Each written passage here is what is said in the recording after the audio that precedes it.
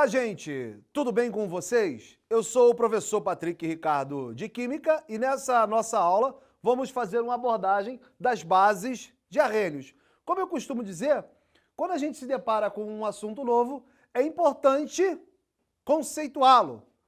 E para as bases não vai ser diferente. Então, segundo Arrhenius, as bases são compostos que em solução aquosa, ou seja, que quando misturados com a água, sofrem dissociação. Cara, isso aqui me chama muita atenção e eu preciso dizer para você o que é dissociação. A dissociação é um fenômeno no qual a água vai separar os íons já existentes. Assim, lá em solução aquosa, ao redor desses íons separados, eu vou ter moléculas de água que vão solvatar o mesmo, beleza? Liberando como principal íon o ânion hidroxila, o OH-. Eu posso pegar esse conceito e escrevê-lo através de uma equação química, denominada de equação de dissociação. Por exemplo, o NaOH. Você tem aqui ó, o sódio, beleza? Ligado à hidroxila. Isso aqui em solução aquosa vai sofrer dissociação. Por quê? A água vai separar o cátion sódio do ânion hidroxila.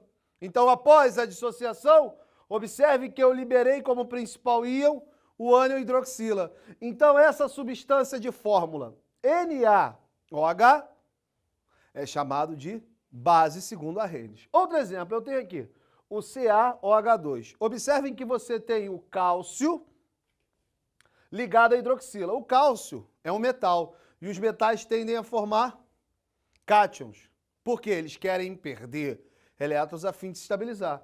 Então você tem o cátion cálcio ligado ao ânion hidroxila. Então a ligação entre esses caras é do tipo iônica. Lá em solução aquosa, o que vai acontecer? A água vem, ó, separa eles. Beleza? Ao separar eles, eu vou liberar como principal íon, lá na solução aquosa, o ânion hidroxila.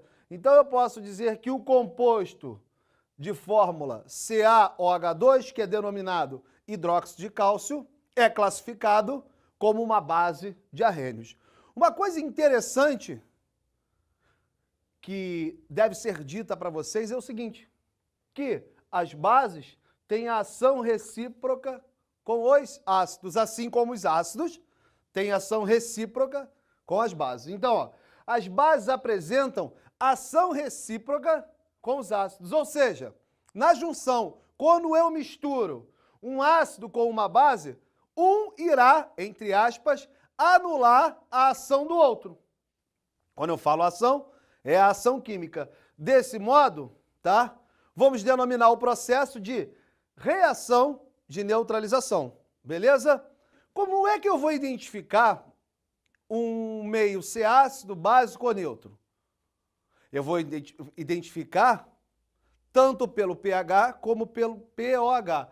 Nessa aula eu vou fazer uma abordagem, como é base, vou fazer uma abordagem do pOH. É uma escala logarítmica criada por Peter Sorensen. pOH é denominado de potencial hidroxil iônico. Matematicamente falando, eu posso escrever da seguinte maneira. O pOH é igual a menos o log da concentração dos íons hidroxila na base 10. Daí eu crio uma escala de pOH, que vai variar a 25 graus Celsius de 0 a 14. Se o pOH de um dado meio de uma dada solução variar entre 7 e 14, o meio é ácido. Se for numericamente igual a 7, o meio é neutro.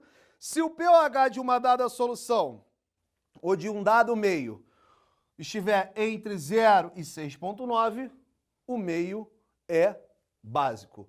Bem, gente, na aula de hoje, fazendo uma síntese, fazendo um resuminho aí para vocês, fizemos uma abordagem do conceito das bases de Arrhenius, que são compostos que em solução aquosa se dissociam, liberando como principal íon o ânion hidroxila.